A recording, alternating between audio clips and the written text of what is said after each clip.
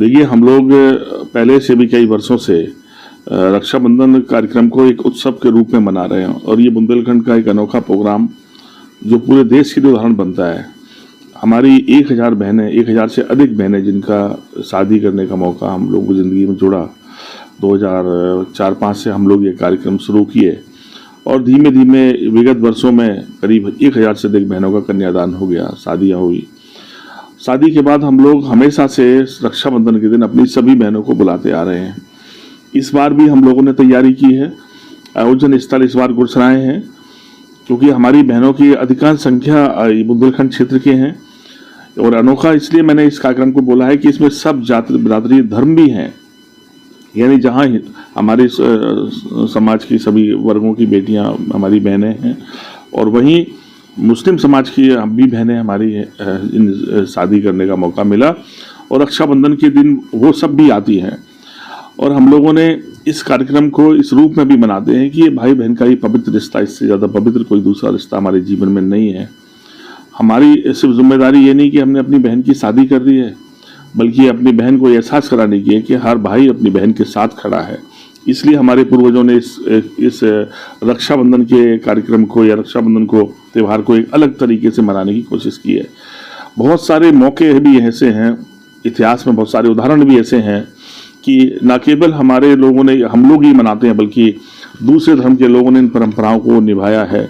आपने हुमायूं के लिए चिट्ठी रानी कलावती की सुनी होगी बातें, और भी बहुत सारे अनेक उदाहरण हैं बीच बीच में इस चलती हुई समाज के बीच में वर्षों में।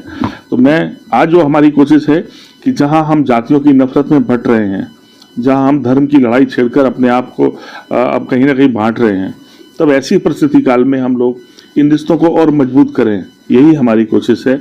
हम समाजवादियों ने हमेशा एक बात और कोशिश की है, हमारे नेता का भी जीवन भर से एक ही मानना था कि नफरतों से समाज को हम कमजोर कर सकते हैं, मोहब्बत से हम सब मिलकर ही देश को आगे बढ़ा सकते हैं, समाज के ताने बाने को मजबूत कर सकते हैं, समाज को आगे बढ़ा सकते हैं। इसलिए आज हम उन रास्तों पर भी चलकर मुझे खुशी इस बात की है कि राजनीति में जब हमें मौका मिला, कभी हमारे नेता आदरणीय मुलायम सिंह यादव आज इस दुनिया में नहीं है, जब मैंने पहला आयोजन किया था उसमें वो चीफ गेस्ट बनकर आए थे और उन्होंने देख कर कहा था कि ऐसे ही आयोजनों को आगे बढ़ाओ, और सभी नेताओं से भी आग्रह किया था कि ये सामूहिक विवाह यज्ञ नहीं है, बल्कि सामूहिक लोगों को जोड़ने का बड़ा रास्ता है। समाज में एक दूसरे के रिश्ते बहुत मजबूत होंगे, नफरतों से हम बाहर निकलेंगे। और हमें खुशी है कि आज अखिलेश यादव जो हमारे लीडर हैं, आज उन परंपराओं को निभाते हुए पूरे देश को बांधने की कोशिश करते हैं। वो कहते हैं कि सत्ता आवश्यकता नहीं है, पर समाज की एकता आवश्यकता है, जिससे हम देश को एक मजबूत विकल्प, एक मजबूत देश बनाने की तरफ बढ़ेंगे।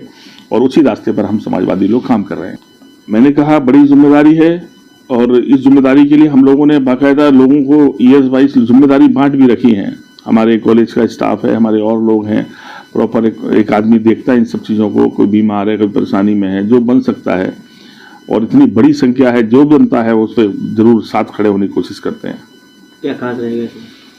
मैंने कहा खास तो यही है कि हम सब फिर इकट्ठे हो रहे हैं और इस भाव के साथ कि हम सब लोग न केवल भाई बहन के रिश्ते को पवित्र और अच्छा और मजबूत बनाएंगे, बल्कि समाज को मैसेज देंगे कि हम सब मिलकर देश को और समाज को अच्छा बनाने की कोशिश करेंगे। हमसे जुड़े रहने के लिए हमारे YouTube चैनल को सब्सक्राइब करें और नई वीडियो की नोटिफिकेशन के लिए बेल आइकॉन को दबाएं। अगर आप ये वीडियो Facebook पर देख रहे हैं तो लाइक जरूर करें और ज्यादा से ज्यादा शेयर करें। धन्यवाद।